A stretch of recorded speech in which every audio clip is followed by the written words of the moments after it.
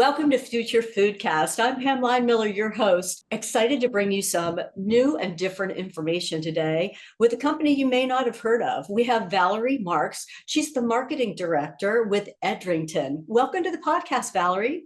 Thank you, Pam. I'm really happy to be here today. Yeah, I'm so excited to share a little bit. First of all, Edrington may not be a company name that our audience knows about. Why don't you tell us a little bit about what you do? Sure. So Edrington is actually a Scottish company that is owned by a charitable trust. It's actually Scotland's largest charitable trust, and it owns brands that you may be familiar with, such as the Macallan, which is a very well-known single malt Scotch. However, the brands that I particularly work on are what I term the emerging brands, kind of up and coming brands within the spirits industry. So I cover brands such as Wyoming whiskey, which is an American whiskey out of Wyoming, if you couldn't guess from the name. I also cover a gin called Number 3 Gin, which is a London dry gin made out of Schiedam, Amsterdam. And we work with a company out of London. And then I also work on 2 blended scotches that are obviously from Scotland. Very cool. And yes, I like the name, says exactly where the product is from. So that's kind of obvious, but unique. So our listeners might be know about the names of the products that you represent. And so that's kind of fun. But also, as a marketing director, normally marketing director title, you're very targeted in what you do, but that's a little bit different for you at Edrington. You wear a lot of different hats. Yeah. Can you share with us a little bit about how the whole distribution and supply chain works within your environment? Sure. So a marketing director can mean many different things. Marketing is such a broad topic. And I think especially in today's world where digital is becoming even more important, I think the term marketing can even be even more vast. But in the traditional sense, I cover really brand management as a brand director. And what's even more unique in my role is that I've kind of been on both of the brand development side. So people who work in marketing, it's often termed a global marketing role, but then I also focus on the US. So really that go-to-market strategy in terms of launching new products rather than creating new products. But within the spirits world, the US has a 3-tier system, which makes it quite unique and quite different than maybe other industries where you're more likely to just go directly to consumer. So in the 3-tier system, the supplier has to sell to a distributor, and then the distributor has to sell to the retailer or the restaurant, whatever it may be, whether it's an on and off premise account. And then that account then sells to the consumer.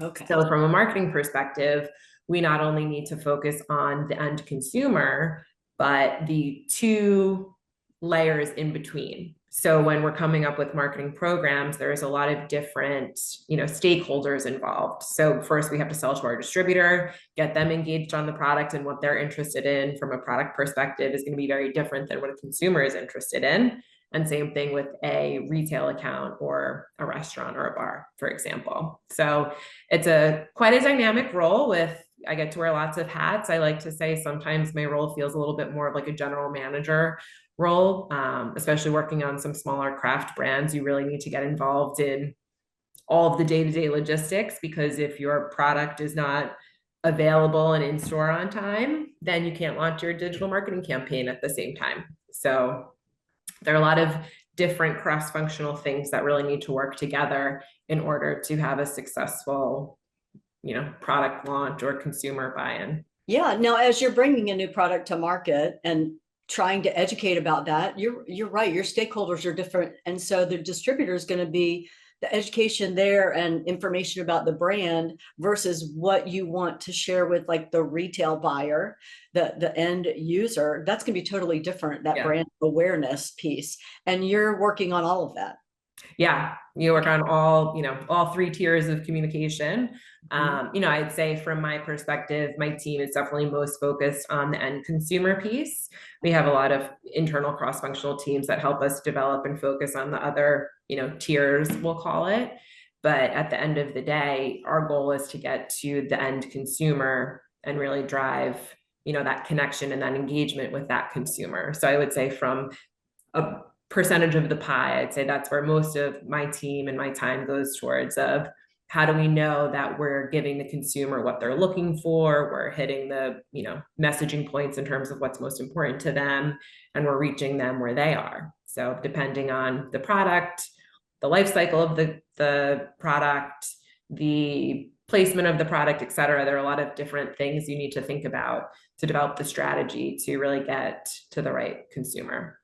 Well, lifestyle of the product, we'll come back to that in a minute, but I've got about, so as the end consumer, I mean, you're really trying to drive me to be either buying your product in a liquor store, whatever that retail outlet might be, or if I'm in a restaurant and I have a choice, I want to choose, you want me to choose your brand and just drive that request, because that's going to filter up through the supply chain, through your distributor, and you'll be hopefully selling more. Right. Exactly. And in a responsible manner. Responsibility is a very big piece of what we do. Working in the alcohol industry, there's a lot of regulation from a marketing, advertisement, even selling commercial legislation. But, we want to make sure that everything we do is really with responsibility at the forefront of our mind.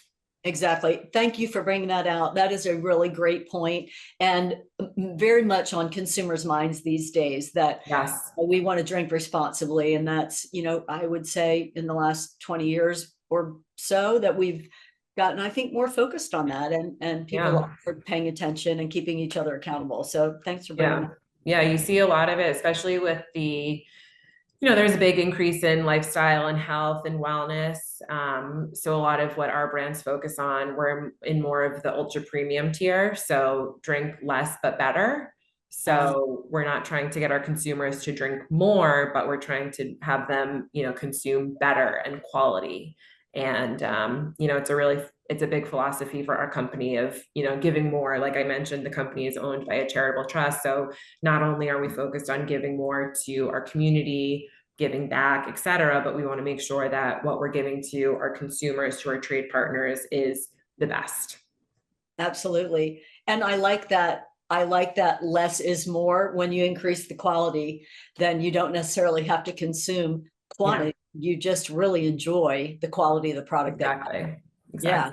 Well, Valerie, tell me about the life cycle of a product that you mentioned earlier. Help our audience to understand what that is.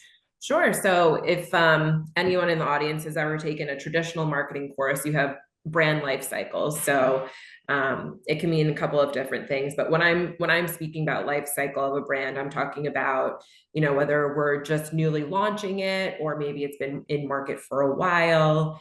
And the brands that I work on are mostly new to market brands. So you're at the infancy of a brand. So you are introducing this brand to the world. You're essentially having a child. And I do call my products my children, because, I'm nurturing them, I'm growing them, I want the best for them. So a lot of, like I mentioned, we can take one of my brands, for example, Wyoming whiskey. So that brand has been around for around 10 years now. But in the span of a life cycle, that's actually quite new. And if you compare it to another brands in our portfolio, such as the Macallan, they're actually celebrating their 200th anniversary this year. So, those are two very different timeframes, very different brand awareness for consumers. So how you would activate and bring to market a more new to world brand is going to be very different than what you're doing for a 200-year-old brand. And if you think about the products that you use in your own day, just beyond spirits, you're probably interacting with different brands in different ways, like a household name brand, right? You're aware of it. So the things that are going to drive you to purchase something that you're more aware of is going to be very, very different than the reasons of why you're going to buy something new that you've never heard of. Many other intricacies to that, if it's something that's maybe more in the luxury space, where it's not something that you necessarily need, versus a commodity of something that you do need on a day-to-day basis, your consideration set of why you're buying something is going to be very different. So a little bit of a tangent from life cycle, but life cycle, it's fun to work on newer products. There's a a different kind of energy behind working on that, and a much different strategy that you're going to be taking from working on something that's been in market for a really long time. Something that's been in market for a really long time can also sometimes need a bit of a brand refresh, right? If it's been around for a really long time and maybe your consumers have changed with it over time, or sometimes aged with it over time, so you need to start targeting a new population. How do you kind of reinvent or refresh a brand? So there are a lot of different questions and challenges we're facing each year just as a brand is going through its life cycle. I can imagine the variety there. I mean, you talked about the 10-year-old brand versus the, I did not expect 200 to be one of the numbers that Yeah. you mentioned there. And I guess, you know, being an international brand, because I'm here in the United States thinking, well, our country is not that much older than that brand, Right. really, when you look at it that way. And it's really funny to think about that. And yeah, the question of how do you get the consumer or the end product consumer to choose you again and again, and that would be different answers for a 200-year-old brand versus a 10-year-old brand. Yeah. And you know, there are other nuances as well, such as the category that you work in. So traditionally what you see with, you know, bourbon, which is a very new kind of, I don't want to say very new compared to Scotch, you know, a newer category. And in the US, we're currently going through a major bourbon boom. In the past 10 years, if you look at the number of bourbon brands that have entered the US market, I mean, it's massive. There's this, you know, craft emergence of brands. So consumers have thousands, hundreds of brands to choose from. Another thing to consider with bourbon, which is actually interesting, some people might think that bourbon can only be made in one location. And actually that's not true. So you can have bourbons that come from Colorado, or in the case of my brand, Wyoming. However, a lot of legacy brands come from Kentucky, but you know, you in Georgia, you can even have a bourbon come from Georgia. Whereas Scotch, part of the laws of Scotch is, you know, it really needs to, a single malt Scotch needs to come from Scotland. So then you're limited in terms of, just like a champagne, for example, a champagne has to come from the region of France, Champagne. So you're limited in terms of how much you can produce and make just by the span of the region. When, Right. you know, if there are certain supplies that you need, resources that you need. For the So, sourcing of it. the sourcing, yeah. So to go on another tangent, you know, Yeah. when we talk about sourcing for Wyoming whiskey, something quite unique with that brand is all of the ingredients that we use in our whiskey actually come from Wyoming. So Oh, the wow. grains come from Wyoming, the water comes from Wyoming, it's aged there, it's barreled there. I like to say the only thing that doesn't come from Wyoming are the barrels. So yeah, it's quite interesting, but you know, back to your original question of, you know, how a consumer would choose something that's, you know, 10 years old versus 200 years old. Category dynamics play a big part of it. So we see with consumers in the bourbon space, they're much more willing to experiment with different brands. Whereas in the Scotch space, which has been around for many years, is Scotch has historically been seen as more of a serious drinking. You know, I think you see more of an older demographic drinking it, and there is more loyalty to brands. Do you think, in the example of Scotch, for just to take a brand example, you know, with the tradition there, maybe the older drinkers, I know that, you know, I've chosen brands that my dad and my mom used to drink because I'm familiar with them. To your point of something you've heard of and something you know, we tend to go to that. Of course. Yeah. Because there's trust, you know, if someone else likes it, that means it must be good. So you can trust that brand. And if you're going to be spending X amount of money on something, you know that it will be something you most likely liked because your parents liked it. So there's that trust element. So we see, you know, recommendation from family or friends as one of the top purchase drivers just across the board. And that's really, yeah, I used to work in beauty, and it's a consistent metric. I mean, think about when you go to buy something, if you have a recommendation for purchasing something from someone, you're more likely to buy it than if you have no idea if another product is good or not.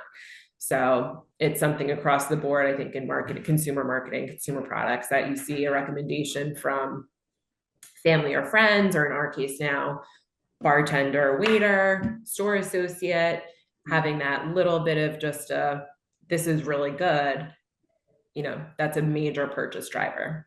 Oh, absolutely. Having, other, maybe not raving fans, but at least fans that are willing to share. Like maybe we go to another couple's house for dinner and they serve us one of your spirits. We're going to be more likely, we're going to Right. exposure. We get exposed. And if I'm going to give a gift, for example, out of your category, I want to choose a quality product. I'm not just going to buy the cheapest thing at the liquor store if I'm giving it as a gift. So there's lots of considerations there. And getting that exposure, I think that's probably top of mind for you, just to get people talking about it, sharing about it, knowing about it, whatever. Right. Yeah, because if someone doesn't know about a brand, what we coin, brand awareness, they're not going to purchase it because they don't know about it.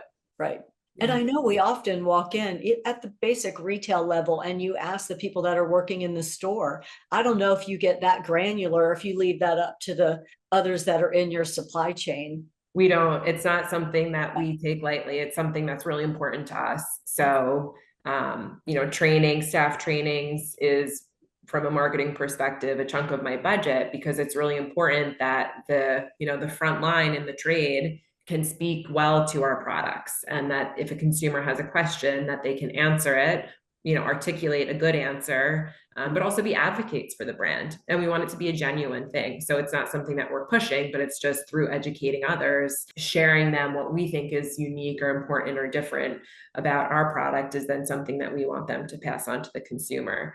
And oftentimes you just naturally develop brand advocates because, going back to the quality piece, especially in the spirits world, taste is also a number one thing for consideration. So if someone recommends it, you taste it and it's not good, you're probably not going to buy it, even though if there's a recommendation. So the quality piece is so important to us, but the education and having those advocates is also very important as well. Yeah, and I can see where having talk about that life cycle again, just as you add on time, you can multiply how that word of mouth works, and the more people find out about it, know about it, share about it. Yeah, makes sense to me. Yeah. It's just a really interesting category of product, and I appreciate you sharing some of the insights of how you approach the market with that, because it's different than other, like you said, commodity products that you might use on a daily basis. This is more specialty, more higher quality. It's more of a lifestyle brand you represent. Yeah, absolutely. Well, it's been very informative. I mean, is there anything else that you'd like to share with us, Valerie, about what you do, or any thoughts at all to our listening audience? Yeah, I mean, to the audience, I guess what I would say is, if you're curious about spirits, I encourage you to go out there, I love going to sit at a cocktail bar and just talking to bartenders. They know so much. So tell them what you like, tell them your flavor profile, and they can talk to you for hours about, what would be the best match for your flavor profile. So go out there, explore, be curious. Just, the wonderful thing about spirits is it's generally enjoyed with other people. So it's about that camaraderie and being with others and, having a great time. And of course, drinking responsibly.